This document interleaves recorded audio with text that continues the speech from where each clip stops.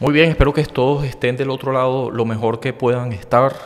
Después de haber pasado para el momento que estoy grabando esto, un día lunes, acaba de pasar el fin de semana, pero bueno, esto a posteridad se va a ver en YouTube. Esto es una entrega de Rápidamente que tenía ya algún tiempo sin hacer, pero aquí voy a hablar por la letra A sobre las alteraciones.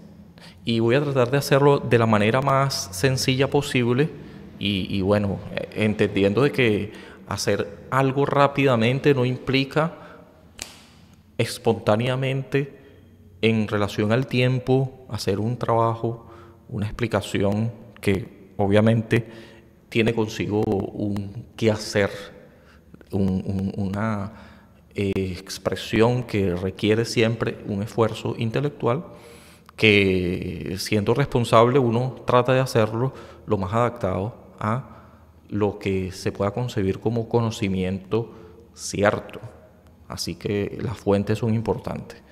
Es verdad que puede ser una interpretación, una especie de correlato más, un juego del lenguaje más, dicho por Wittgenstein, que yo aquí he hablado aquí de este personaje permanentemente, y que ahora mismo me voy a centrar más en la idea de las alteraciones desde el punto de vista ya no como aquella cosa que uno pudiera ver como anormal, aunque va de eso en parte también, sino como que es la comparativa típica que se hace de lo considerado normal. Entonces lo anormal viene siendo lo opuesto. En, así como se produce una anomalía, una especie de alteración que después de todo, al acostumbrarse uno a cierta regularidad de cómo son las cosas, uno quiere que así sigan siendo. Es más, uno fija esto como lo que debe ser. Entonces está el deber ser y muchas veces se contrasta con algún fenómeno que viene a irrumpir y que es obvio que hace ruido. Es algo que trasciende nuestra costumbre, o sea que termina siendo algo de lo cual tratar con especial cuidado, ya que es una rareza. Se puede ver así.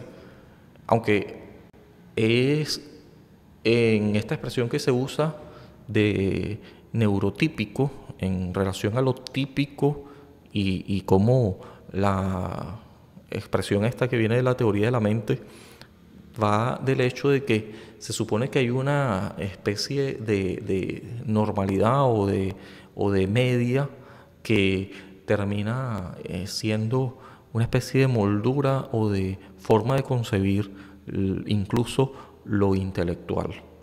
Lo intelectual que va de lo cognitivo y de lo conductual, de cómo debería funcionar en este intento de que encaje con lo que es algo que se supone normal. Ahora, lo anormal y lo especialmente que es la frase en cuestión que tiene que ver con la alteración, justamente viene a desconstruir un poco eso, viene a molestarlo o a hacer que incurra en algo que debe repararse para llevarlo a los estándares que son comúnmente y a veces hasta por convención aceptados, ¿sí? Y aquí hay una frase que tiene que ver con Albert Einstein, que a la hora de explicar las cosas que uno quisiera que fuera en tiempo récord, lo mejor posible. Y yo voy a tratar de hacer alusión a eso, llevarlo a la práctica es un poco difícil, porque sí, es que hay un libro de John Maeda que habla sobre las leyes de la simplicidad. Yo creo que también lo he presentado aquí en otra ocasión, aquí los voy a poner para que, bueno, les sirva de referencia.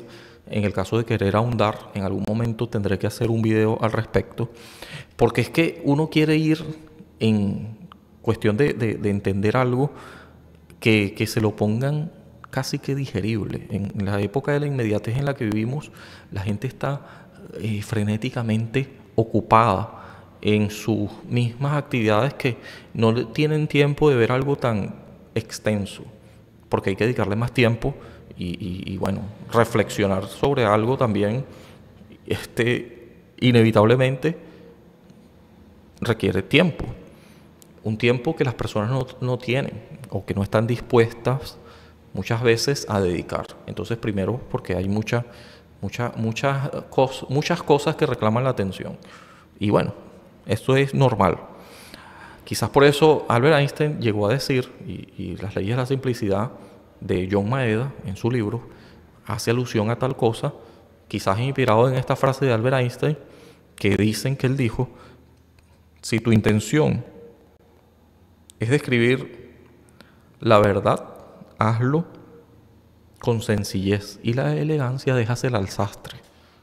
Pero bueno, en realidad no era esta frase a la que quería hacer referencia, aunque sí tiene un mensaje importante, ya lo vamos a ver, pero la frase en cuestión es esta: todo debe hacerse tan simple como sea posible, pero no más simple. Esta es la frase en cuestión. La otra frase sí que es importante porque tiene que ver con, a la hora de uno expresar o tratar de explicar algo, la abundancia de palabras pudiera sepultar y oscurecer eso que quieres tratar de que se entienda. Entonces termina siendo contraproducente el uso de muchos significantes, ¿acaso? No hemos dicho aquí en otras ocasiones, apelando a lo que decía Derrida, Jacques Derrida, que dice que lo más importante es el significante.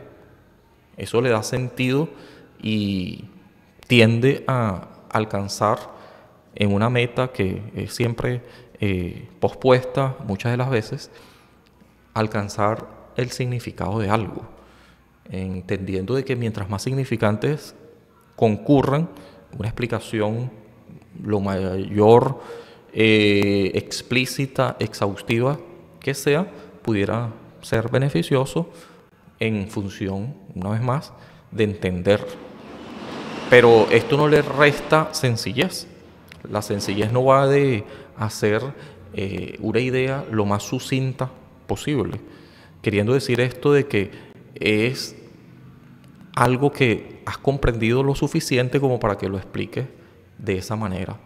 Es decir, hacer un acercamiento a una realidad que ya tú sobreentiendes y que porque la entiendes demasiado bien, o por lo menos eso empiezas a creértelo tal que puedes explicarlo de manera sencilla, que otros lo puedan asimilar, quizás poniendo ejemplos, no tanto apelando a lo que son tecnicismos, sino acercarlo, por así decirlo, traducirlo para que todos o la mayoría de las personas que escuchen lo entiendan.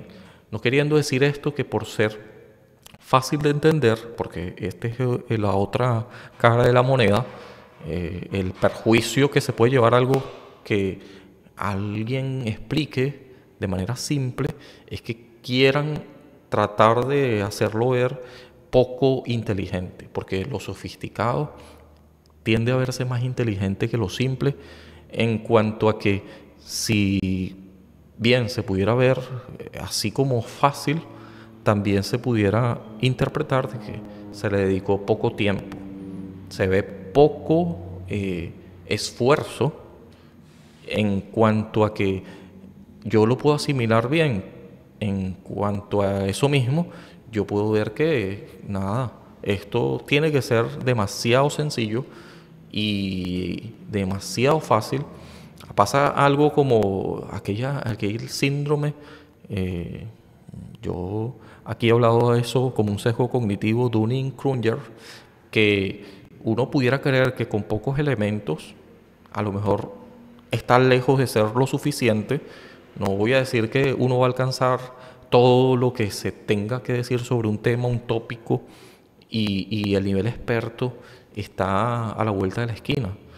Siempre requiere demasiado esfuerzo, y con todo este esfuerzo que está tras bastidores, finalmente decir algo simple, porque tienes la capacidad de simplificar una vez que ya has estado muy y mucho tiempo y con mucho esfuerzo trabajando en cierta área del saber, cierto tópico. Por ejemplo, cuando alguien viene a arreglar una computadora que lo hace muy rápido, o vas al mecánico de tu automóvil, de tu coche, de tu carro, de tu auto, como quiera que lo llamen, entonces él lo hace rápido y tú ves que bueno, pero no le pusiste mucho tiempo, ni siquiera vi que lo hiciste con tanto esfuerzo, porque la gente, como dicen por aquí, quieren que esta persona se saque el aire, y entonces todo ese escenario, todo ese show, uno lo valora. Entonces uno dice, bueno, claro, esto tiene que valer porque hubo, según mi punto de vista al menos, mucho esfuerzo dedicado.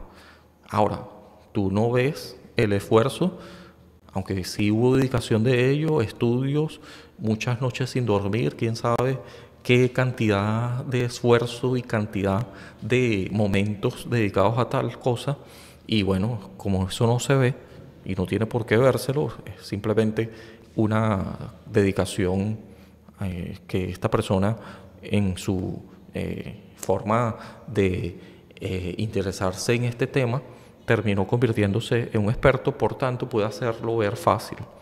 Como cuando alguien juega fútbol, por ejemplo, uno ve que lo hace ver fácil, pero uno vaya a hacerlo y es complicado, ¿no? Uno no tiene todas las horas de vuelo, por así decirlo, toda esta dedicación, que no se puede ver resultados, no como estas personas lo tienen de lejos.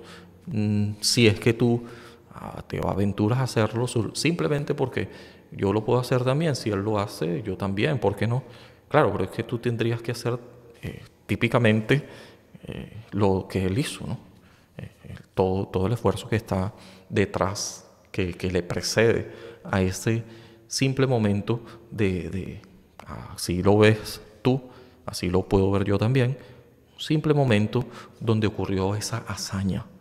Sí, es como Kobe Bryant, ¿no? Poniendo un ejemplo, este personaje que es jugador de básquetbol, que murió, por cierto, con su hija, lamentablemente, y otros tripulantes más en un helicóptero en Los Ángeles. Bueno, esto es algo noticioso ya pasado, pero en este ejemplo lo que quiero decir es que, y él lo decía muchas veces, también otros que han tenido más o menos una trayectoria y sí, un reconocimiento por ciertos logros que sí, hacen ver fácil. Por ejemplo, en el caso de Kobe Bryant, el baloncesto y todo esto de driblear por la cancha y de encestar en casi que cualquier punto de ella. Bueno, ¿qué dijo él? Bueno, es que mientras todos dormían, yo dediqué mucho tiempo en el entrenamiento. Entonces se debe a muchas horas para al final hacer un acto que puede durar muy poco tiempo. Por ejemplo, los lanzadores o las lanzadoras de jabalina. ¿Eso dura cuánto tiempo acaso? Simplemente es una cuestión de que tienes que lanzar eso y ya. Pero claro, ese momento requiere, para que ocurra, y para que ocurra de la mejor manera posible, no hay atajos que sean, vamos a decirlo así, llevar a esta cuestión desde un punto de vista minimalista, como para decir, ay, esto ocurrió y ya, sin ninguna preparación previa, que fueron horas y horas y horas y horas que uno pudiera omitir por completo si quieres ir por un atajo, pero los resultados jamás van a ser los mismos, para nada, ¿no? Ser un experto va de menos a más, y cuando tú llegas en el momento, tú puedes ver el resultado, que en pocas palabras es resultado bueno o malo, dependiendo de lo que previamente hubo como un aprendizaje, que muchas veces por repetición, por dedicación plena, y no por un arrebato de yo puedo hacerlo también. Y cuando hablamos de la simplicidad, va de eso, ¿no? Que puedes, sí, por todo este conocimiento y bagaje y forma continua de estar trabajando en cierta actividad, puedes, y es lo que se aspira, que por la misma inercia termine ya acostumbrándote y que esta costumbre haga sin que esto llegue, y esto es lo que hay que evitar también en el caso de los expertos, porque deben permanentemente estarse actualizando. Hay nuevas tendencias de las que hay que empaparse para no quedarse en el aparato, ¿no? Porque puede que estas costumbres ya hayan estado desfasándose y hay que estarse actualizándose permanentemente, ¿no? En unas disciplinas esto ocurre más que en otras, en cuanto a que van evolucionando. Se supone que uno no debe confiarse tanto, digo, en demasía, como para creer que ya ha alcanzado un tope y bueno, ya dejo de aprender. Aprender es para toda la vida. Yo aquí lo he dicho, de la cuna a la tumba. Eso aplica a cualquier área del saber. Y que sí, es verdad que uno puede estar llegando a un nivel máster, experto, no digamos que esto ocurrió de la nada, como he estado diciendo todo el rato, sino que viene de menos a más y que en esta curva de aprendizaje ocurrieron muchos momentos de aparente, no sé, fracaso, si le quieres llamar así, quizás de momentos muy críticos, casi que te pudieron llevar a tirar la toalla o a repensar lo que estabas haciendo y que lo superaste y que haciéndolo así también formó parte de este proceso de aprendizaje, ¿no? Esos aparentes y evidentes fracasos que ocurren cuando uno se somete a una actividad. Salen cosas mal, salen cosas bien, tienes un buen o un mal día y momentos en donde el ánimo no está siempre al tope y hay cosas que pudieran llegar incluso a desanimarte que tienen que ver con la misma actividad que estás haciendo o que son colaterales a ella. Así que pasa por el momento de verlo como un todo y no como solo partes, pero sí que requiere mucha resiliencia, ¿sí? No como esta típica cosa de conceptualización que se le ha dado relacionado a que la resiliencia es algo como resistir y aguantar llorando inmisericordiamente. Tengo que seguir adelante, no importa cuánto maltrato yo, no sé, a lo mejor yo me vea más bien como una víctima indefensa. La resiliencia va más bien como, y este es el significado que queremos llevarnos, y el más loable, al menos yo lo considero así, que la resiliencia tiene que ver con resistir, sí, pero recomponerse con dignidad y seguir adelante. Y de todo hay aprendizaje posible. Más bien esto pudiera remontarte sin que quiera decir esto de que tengas que vengarte de nadie ni de nada, ¿no? Simplemente forma parte del mismo proceso del aprendizaje, ¿no? Hay cosas que nosotros no queremos que nos sucedan y sin embargo puede que negativamente esto se vea por el momento así, pero que a lo mejor dependiendo de la actitud con que uno asuma o termine sobrellevando esto, puede ser que te motorice, ¿sí? Tengas un ánimo bajito y que termines insistiendo en esta disciplina que te gusta, ¿no? Claro, y entonces, claro, con el tiempo termina sucediendo que te vas convirtiendo en realmente una persona que tiene suficientes argumentos y razones y experticia como para enseñar tal cosa y hacerlo ver fácil.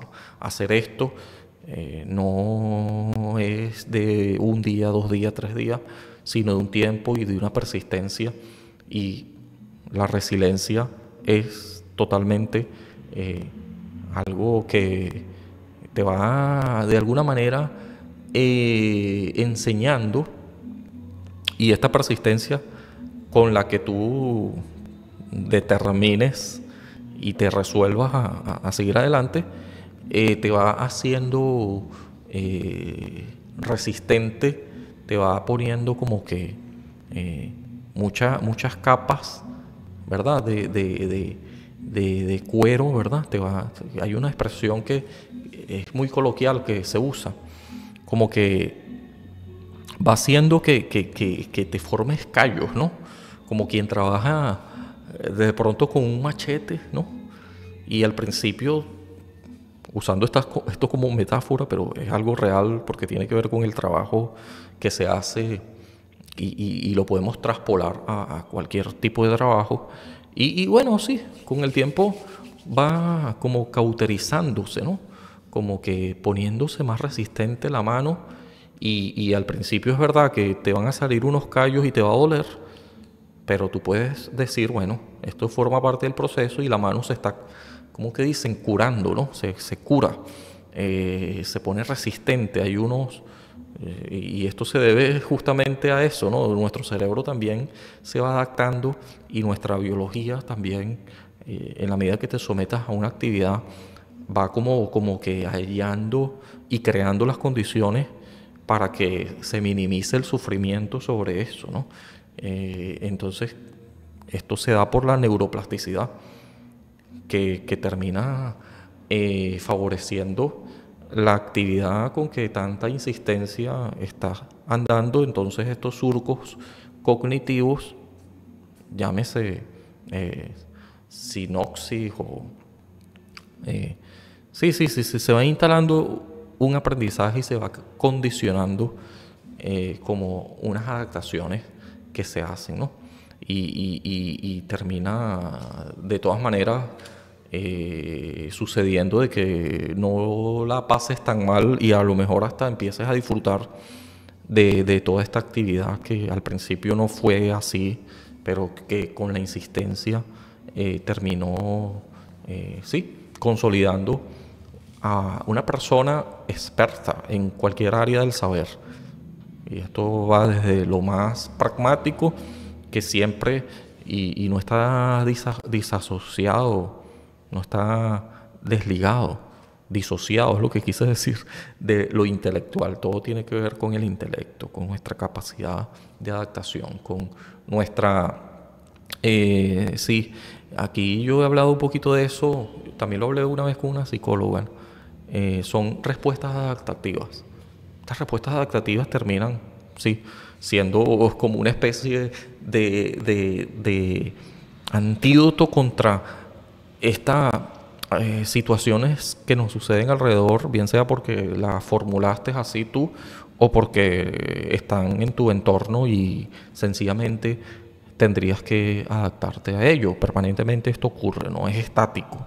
Así que cuando alguien hace algo costumbre y por regularidad, por sucesión, casi que puedes predecir, porque ya he visto tanto de que probablemente lo que ocurra sea más o menos similar a lo ya visto, y pueda adelantarse, y eso hace que la actividad sea más rápido, de que pueda conseguir las herramientas necesarias y las estrategias que conduzcan a que todo se vea más fácil.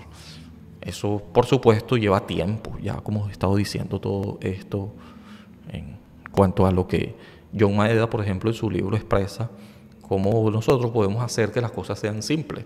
Porque ocurre esto, que si tú haces que las cosas sean simples y que se vean simples, es verdad que para no sé, fines didácticos son cosas necesarias, y estas estrategias que tú puedas hallar y que puedas poner al alcance este conocimiento de quien quiera prestarle atención, ¿no? También requiere mucho esfuerzo cognitivo del otro lado, ¿no? Si se lo sirves en bandeja de plata, lo pones lo más sencillo, práctico, en cuanto a que Puede las personas hallar en ello un puente cognitivo, puede verlo como si se tratara de una situación problematizadora, como decía, y es una acercamiento y estrategia pedagógica de cualquier dato, conocimiento posible, ponerlo de esta manera problematizadora. ¿Cómo esto me resuelve un problema? Así que empieza a ser más pragmático y con ello tiene más sentido, y este reconocimiento que ya yo me puedo identificar con este aprendizaje que tú estás tratando de darme o de facilitarme, y por eso, porque lo pones al alcance, lo facilitas.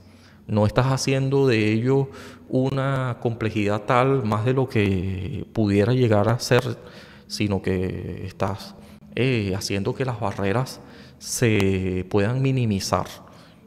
Lo pones de verdad con la intención esta, si es que es verdad que el lenguaje y la pedagogía, que sobre todo la parte más académica, tiene arraigado el lenguaje, el universo vocabular, cómo tú te expreses y expliques y pongas al alcance con todo eso de reconocer qué es el universo vocabular, los intereses de esta persona o de este grupo de personas.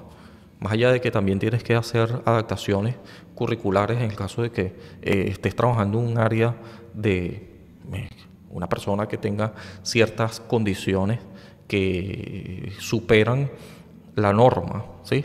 Bien sea porque tenga lo que llaman, y esto es atípico, justamente también se trata de una alteración, porque viene a ser una distinción de la norma, ya deja de ser estandarizado, y por eso esta rareza, bien sea porque sea talento superior, como llaman, tenga habilidades por encima de la media o por debajo de la media, ¿sí? Entonces allí tengas que hacer adaptaciones que terminen, y esta es la intención, no obstruir más de lo que ya de por sí es todo un reto aprender, sino de crear nexos, de hacer adecuaciones para que esta persona de verdad, sea quien sea, y reconociendo sus potencialidades, más allá de enfocarte en aquellas cosas que son negativas,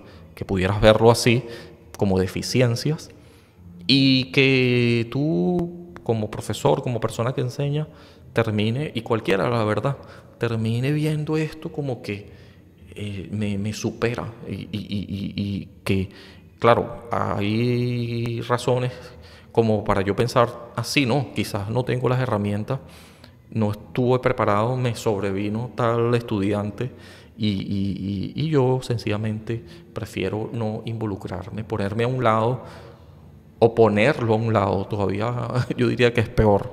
Bueno, las dos cosas son malas, en el sentido no tanto como una maldad de iniquidad, ¿no? Sino más bien como una inoperancia que los resultados de no abordar esta situación, por más problematizadora que sea, sino eso de posponerla o delegarla a otro. Más bien hay que buscar las herramientas y el acompañamiento de otro, haciendo que, por ejemplo, un equipo interdisciplinario, o sea, personas que sepan del tema, o yo mismo que me proponga por un interés genuino investigar.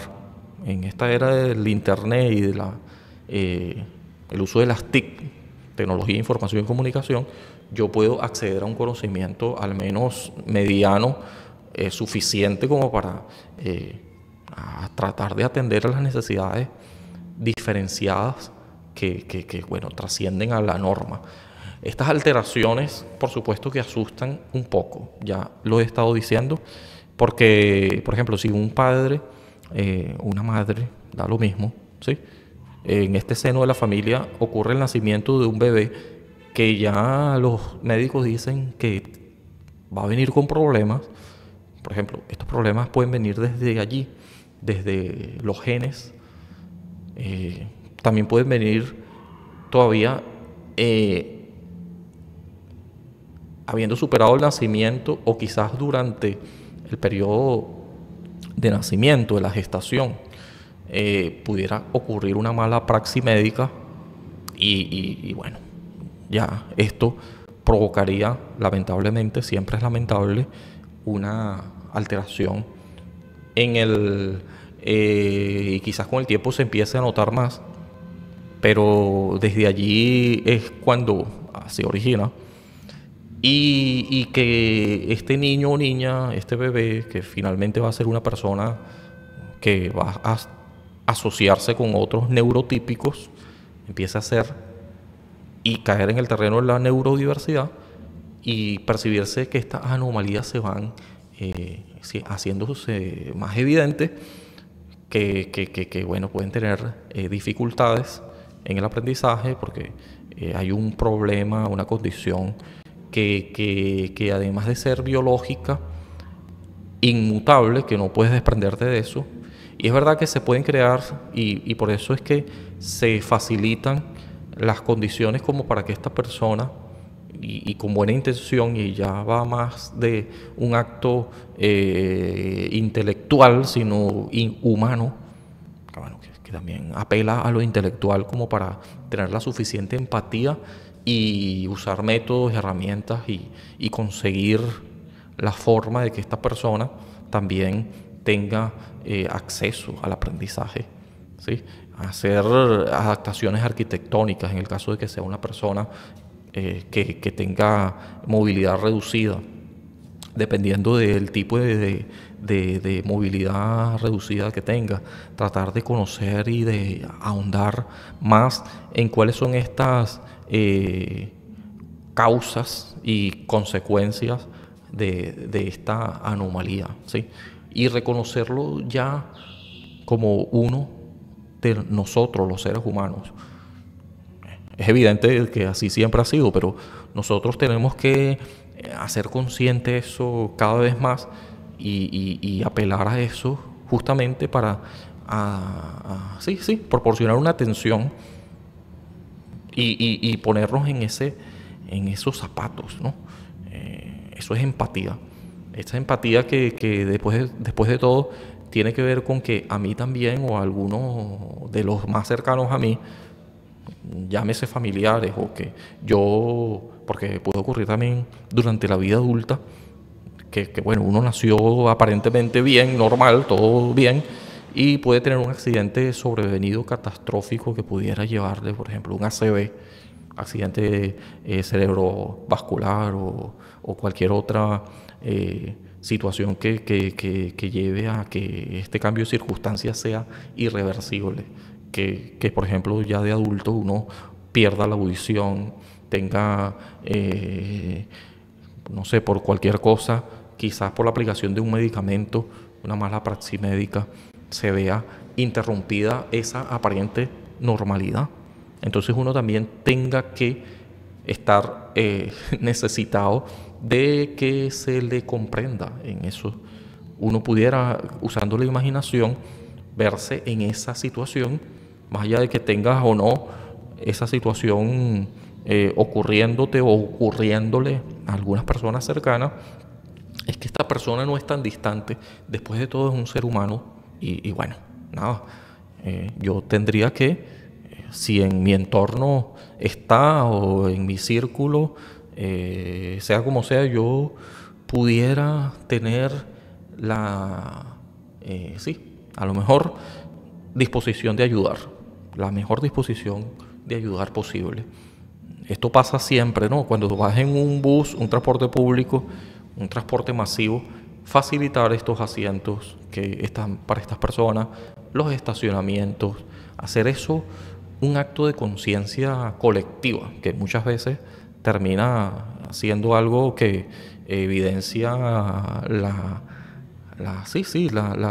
exposición más humana posible, nuestra forma más humana posible de empatizar con el otro, que es uno como nosotros los seres humanos. Ya esto yo lo he dicho aquí por bastante tiempo, creo que lo he repetido ahora mismo 2 veces, Esta frase es de Richard Rorty.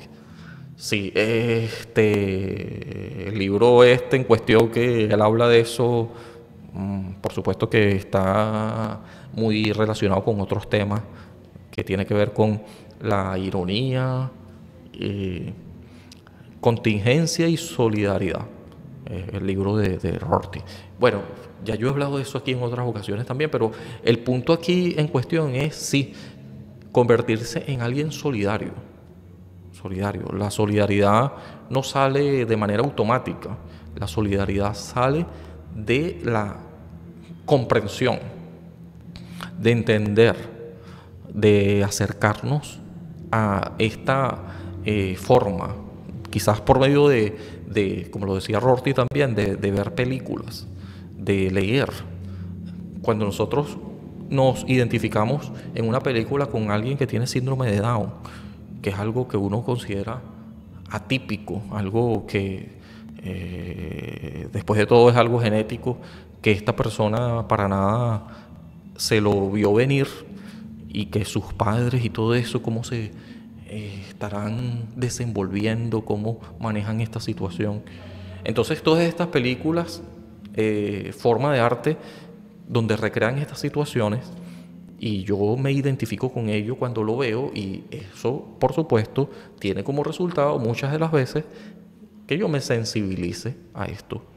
No importa que no haya estudiado estos temas en la universidad o a través de cursos, y quizás a lo mejor no me dé tiempo de leer porque no tengo tiempo, pero sí que puedo sentarme un rato y ver una película que, además de ser entretenimiento, sí que tiene quizás una metacognición que yo termine afectado, y que eso, por supuesto, sea beneficioso en cuanto a comprender y tener un acercamiento a una situación que no me está sucediendo, pero que sí sé que a otros les está pasando.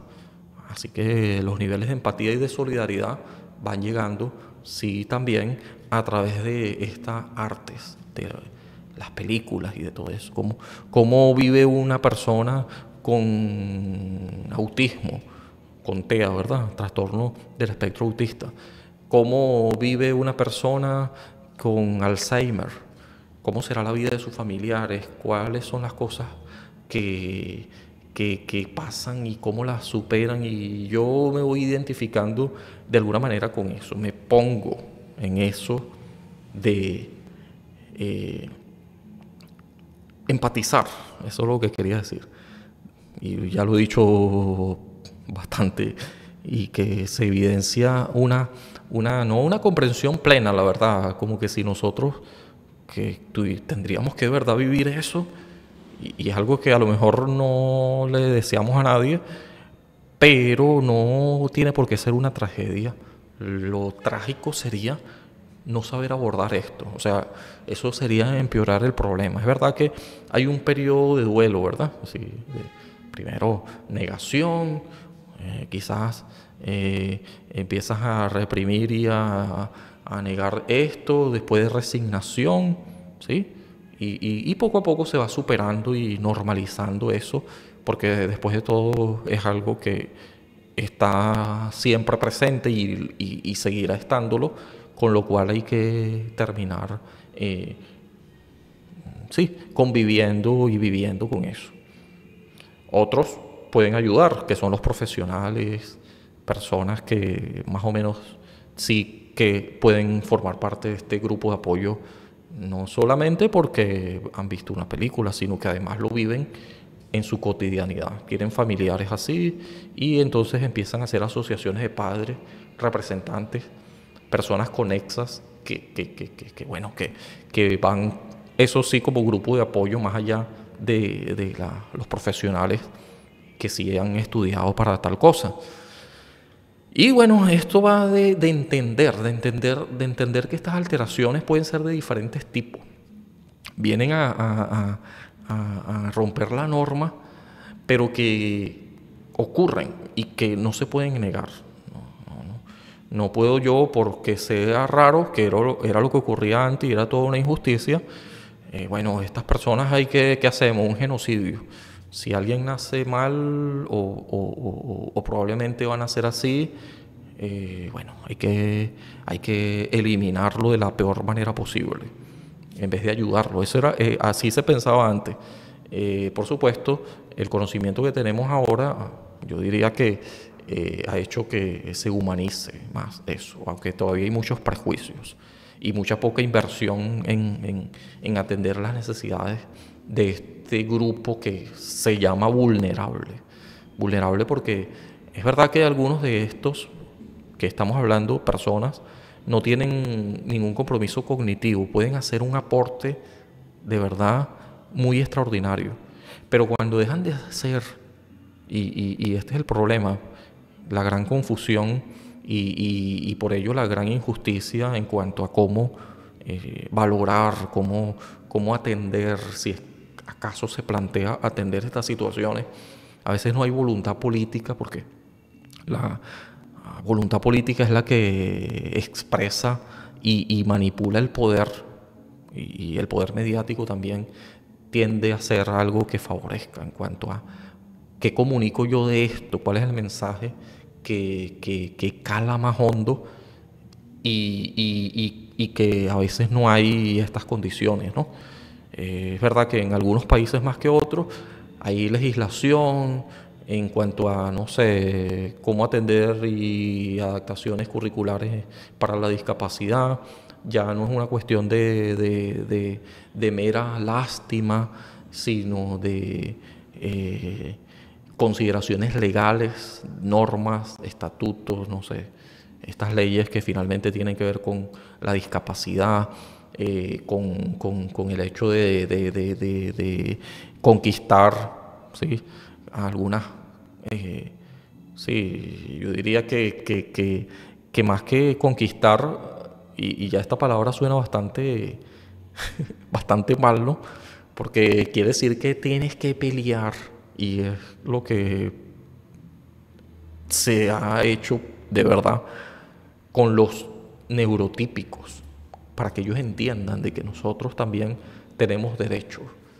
Y es verdad que hay muchos embajadores, personas que es verdad que siendo neurotípicas entienden y tratan de acercar esto más que pelear, que siempre va a ser algo conflictivo. No debería, pero es lo que ocurre. Manifestaciones, pelear, sí, literalmente, quemar cosas, para conquistar estos derechos. No ha sido fácil. Ahora, es verdad que quienes legislan y cuando hay voluntad política muchas veces, porque esto llama mucho la atención, son grupos minoritarios, estadísticamente no representan una cantidad suficiente de votos, a lo mejor, y históricamente han estado también relegados, ¿no? No son productivos, pudieran apelar a algunos, no todos son, por ejemplo, como Stephen Hawking, ¿no? Personajes que en este mundo competitivo quizás lo que se aprecie sea y esto ha pasado desde la era del mecanicismo, que todavía estamos en esa transición, de que hay que hacerlo rápido, ya, y esta competencia, por supuesto, que deja a los vulnerables, aquellos que van más lentos, que requieren que le alcancemos no sé, que pongamos las cosas a su alcance, que le ayudemos, que hagamos adaptaciones, y todos quieren ir rápido y dejan estos atrás y los ven como una carga, como un problema, más que entender de que a mí me puede pasar eso también. Estas alteraciones no son siempre bien vistas y no tienen por qué serlo. No es que estoy diciendo de que eso sea normal. Más bien hay personas que han apelado a curar esto, todavía insisten. Y la intención de fondo no es mala. Insisten en curar el Alzheimer, insisten en curar el síndrome de Down, insisten en qué hacer para prevenirlo, insisten en qué hacer para curar y recomponer a una persona que tenga, no sé, a lo mejor una movilidad reducida, quizás creando prótesis, haciendo que su vida con todos estos avances tecnológicos sea más autónoma. Y esto es lo que estas personas quieren también. No quieren estar dependiendo siempre de alguien. Pero que estas condiciones, que muchas de ellas son insalvables, en el sentido, para que esto no se malinterprete, de que son una condición inmutable. O sea, no tiene cura, la verdad. Simplemente ni siquiera es un problema, es una condición. Es una condición, hay que aprender a vivir con eso. Entonces quizás el camino más allá de la cura, que siempre es una interpretación más clínica, sería ver esto desde un punto de vista antroposocial. ¿Sí? No es esa la palabra, sí viene de esto. Yo aquí en alguna ocasión hablé de eso y también tengo un curso. Me permiten buscarlo aquí porque la verdad es que tengo que hacer esto. Y quizás recomendárselo y ponérselo por aquí, porque yo este curso es como un taller, ¿no? El abordaje que debe hacerse, que también es en algún momento con los diagnósticos y todo esto, muy clínico, sí. Quizás hay unos fármacos que puedan ayudar, algunas herramientas técnicas, llámese, no sé, por aquello de las adaptaciones, quizás unos lentes, un bastón, un punzón para escribir, dependiendo de cuál sea la discapacidad. O la alteración que esté sucediendo. Siempre hay equipos y herramientas técnicas que se han hecho cada vez más disponibles y posibles para bueno, atender estas situaciones y superar y más que curar, alcanzar la mayor autonomía posible.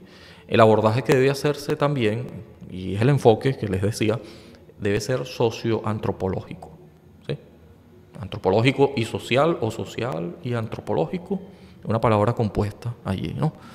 Socioantropológico va, y aquí les voy a dejar el video quizás para que lo puedan ver, el enlace, y bueno, va de eso, ¿no? De que es la manera o la más conocida ahora mismo, ya que hemos superado la época, o por lo menos uno quisiera pensar de que sí, de la barbarie, donde se les trataba a estas personas por ser fuera de la norma, por ser una anomalía, por ser, considerarse, y de manera muy bárbara, sí, muy inhumana también, de que hay que eliminar a esta gente. Esa es la solución total.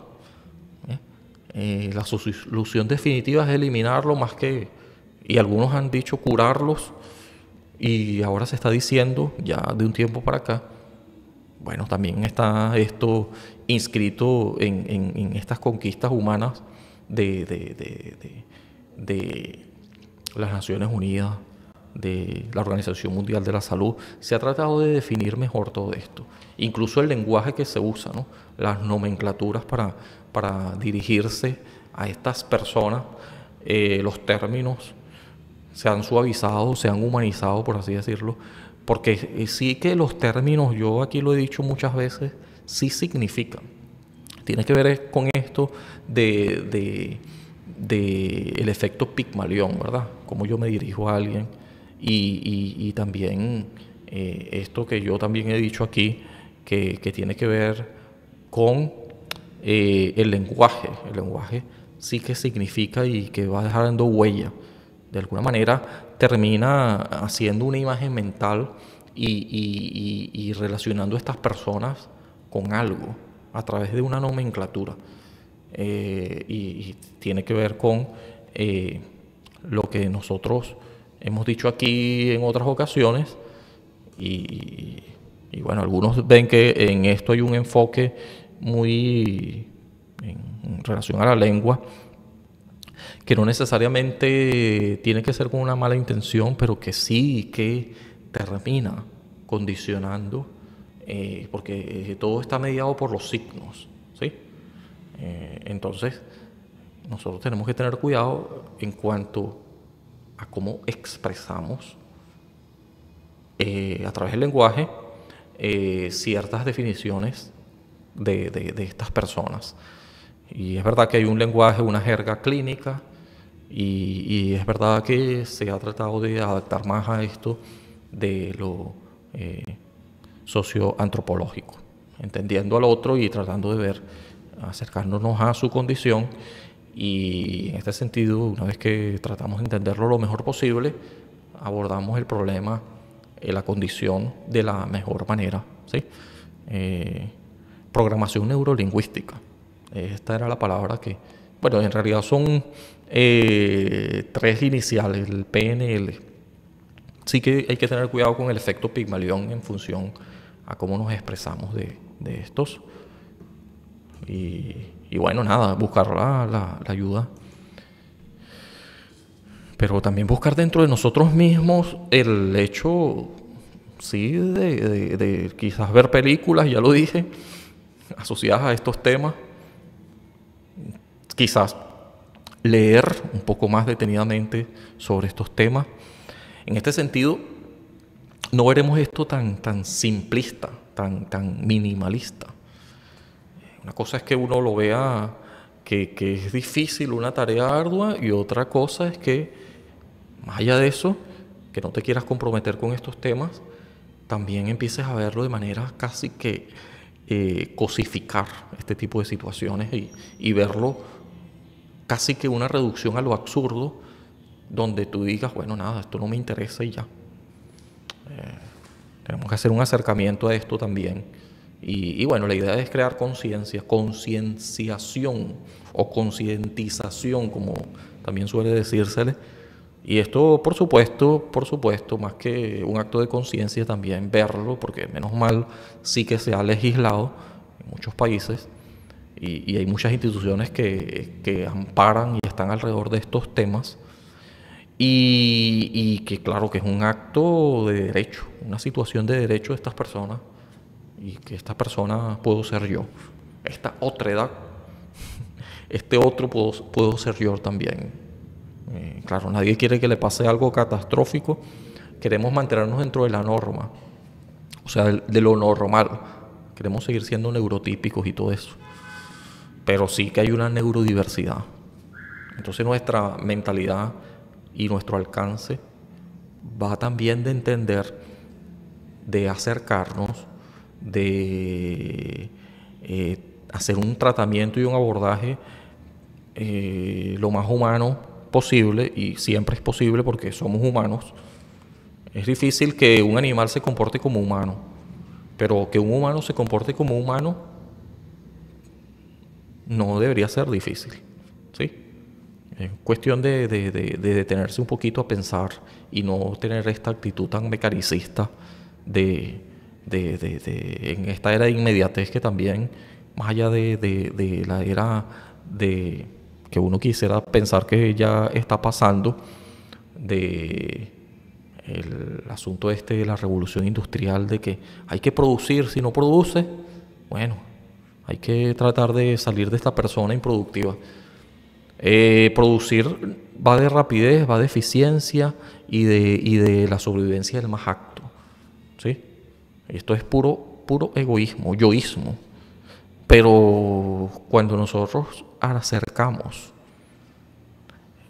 el conocimiento, cuando nosotros, más allá de que este conocimiento no lo puedas adquirir porque hay condiciones previas, dificultades que no hacen que mantengas el mismo ritmo y que a lo mejor no puedas llegar a tal cosa, considerando de que es verdad, no puedo hacer esto, pero claro que sí puedo hacer estas otras cosas. Entonces tú terminas, más allá de ver a esta persona como un problema en sus deficiencias, y es lo que debemos hacer, y sí que podemos hacerlo, cada persona tiene también potencialidades, y lo que sí tiene derecho y el deber ser, toda persona y todo ser vivo tiene, y por derecho, tiene la posibilidad, y hay que crear las condiciones para que tal cosa ocurra, de seguir viviendo y de vivir con una calidad lo más óptima posible, con la mayor calidad de vida posible. Y bueno, sí que nosotros, si se está en una condición de poder hacer, pero el problema no es tanto el poder, sino el querer. Y estas dos cosas a veces no coinciden, pero sí que podemos apelar a nuestra humanidad para atender estas alteraciones, que ya les diré cuántas alteraciones hay, ¿no? Hay un libro que ha intentado recogerlas, que es este libro DM5 que usan como un manual de psicología. Ahí se trata de recoger estas alteraciones. No voy a hablar de eso ahora mismo porque hay demasiado. El DSM-5 del 2013 creo que es la última actualización. Puedes revisarlo para que veas que hay muchísimas alteraciones del aprendizaje, de la conducta, considerados anormales quizás. Yo diría, y es lo que he dicho todo el rato, neurodiversidad. Creo yo una máxima de nomenclatura que es más abarcadora. Entender esto como un conjunto que no es heterogéneo tampoco. Hay espectros demasiado amplios, lo cual me incluye, la verdad. Yo soy neurotípico, pero también formo parte de la neurodiversidad. Ninguno piensa igual. El enfoque que yo veo más prevalente y que al menos yo me identifico más con tal, hay varios enfoques, pero el enfoque de la teoría de la mente me parece interesante porque va más allá de ensimismarte en quién eres y cómo piensas, sino que cómo piensa el otro. Y más que cómo piensa, como decía Rorty también y Schopenhauer, cómo siente el otro. Porque en eso sí que es verdad que todos sentimos y aquí hay que equipararse en el sufrimiento, en las cosas que son va más allá de nuestra realidad, de lo real, ¿sí? Que es un poquito complicado de alcanzar, pero que sí que podemos ir de menos a más para desarrollar la suficiente empatía que nos lleve a ser más solidarios, identificando y abordando lo mejor que se pueda, y eso incluye haciendo asociaciones y grupos de apoyos para superar y sobrellevar estas condiciones. Y sí que se ha acumulado mucho material que es un cúmulo que sí podemos sacarle provecho más allá de las películas, también intelectual, que han escrito sobre la psicología, psicopedagogía, todas las implicaciones que conllevan en cuanto a adaptaciones curriculares, en el caso de los estudios, en cuanto a qué podemos entender como superación, abordar las cosas desde un punto de vista más enfocado en lo socioantropológico, y hay mucho material, libros y personas intelectuales en estos temas en concreto que podemos nutrirnos, más allá de que podemos acudir directamente a estos profesionales, con el fin como he dicho, de convertir este aparente problema que muchas de las veces es inmutable, no se puede cambiar, en una condición ya que está predefinida, que está previa allí, y que sencillamente, más allá de que se recomponga uno y de que supere el duelo, convertirla en algo neurotípico, pero dentro de esto, que a lo mejor uno se considere un neurotípico, por aquello de la norma, una vez más, esto es algo que está en el terreno de lo neurodiverso y hay que atenderlo como tal.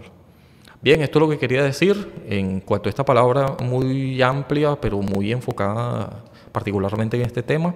Y claro, a lo mejor no lo dije tan sencillo como se pueda decir, y sucintamente a lo mejor tomó mucho más tiempo del posible como para llamarlo sucinto, pero sigue siendo rápidamente. Nuestra mente vuela y empieza a recoger mucha información que puede conectar con la huella de una palabra que sencillamente tiene una carga semántica demasiado grande como para que con muchos significantes tratar de entenderla así, pero que no siempre nos es posible a priori, quizás a posteriori, una vez que hacemos más investigación. Esto simplemente es un abreboca como para acercarnos a este tema y que terminemos viendo las alteraciones como algo atípico, sí, como algo que no debería suceder, pero como sucede y sucede y sucede, ya debería ser y empezar a aceptarlo